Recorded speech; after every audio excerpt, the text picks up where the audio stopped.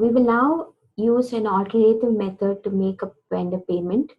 We had already seen how we can use the settle transaction option in the payment journal to make a vendor invoice payment. Now we will see the payment proposal method in the payment journal. We will navigate into accounts payable and into payment journal. We will create a new payment batch. We will go into the lines. Under payment proposal option, we will create a new payment proposal. We can, given the invoice selection criteria in this vendor payment proposal form, and we can select invoices either by due date or by cash discount date or by due date and cash discount date. I will choose the due date and I will give the date range. From 1st of September 2017 to 10th of October 2017 is what I've chosen. And in order to sort the invoices further, we can go into the records to include and use the filter option. If we want to make payments to particular vendors or using a particular method of payment for all invoices within the date range which we have mentioned. So once this is selected, we can click OK. And what this will do is it will give us the list of vendor invoices which match our invoice selection criteria. So these two are the invoices which are pending payment and which are between the date range. So we can see that the method of payment is a column, and we can choose from the method of payment which we want to give and the bank account from which we want to make payment. So we will use the operations bank account. And if you want to remove a particular invoice, we can select the invoice and use the remove option.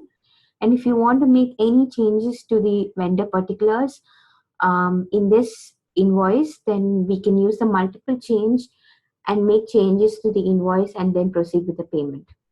We will use the create payments option, and this will populate the vendor invoice details into the payment journal. So once this is done, we will use the usual method to proceed with the payment. That is, we will submit this for approval.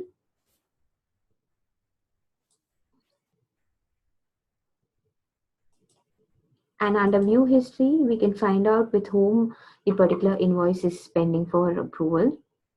Now we can see that the workflow has started and the approval is pending with the assigned approver. So we will proceed with how the approval is done. So this is just an example. I will just log in into the approver's account and see how an approval needs to be done. So this is the approver. And to the left of the screen, we can see under work items assigned to me, the approvals which are pending. And this was the journal batch which we created for vendor payment. So we can use the workflow option and the given different method approvals which we can give. For example, we can approve or we can reject, we can request for change, we can delegate, or we can view history. So we'll give an approval.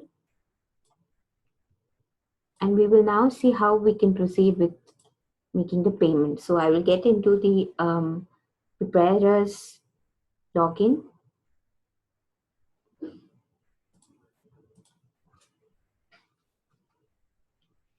And we'll again navigate into accounts payable, into payment journal. And 685 was the journal batch, so we will see if the approval is done. So we can see that the work item has been approved. So we'll proceed with the payment.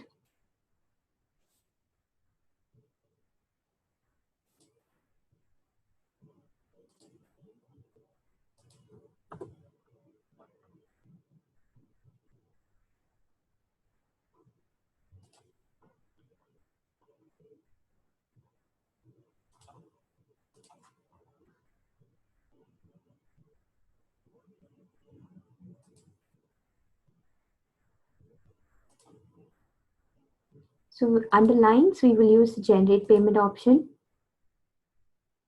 And again, click on generate payments. And we will choose the method of payment and the bank account. And the check number is a default, so it gives us the number from where we have the open checks. So once we click OK, we can see that the check number is updated. So it's printing checks.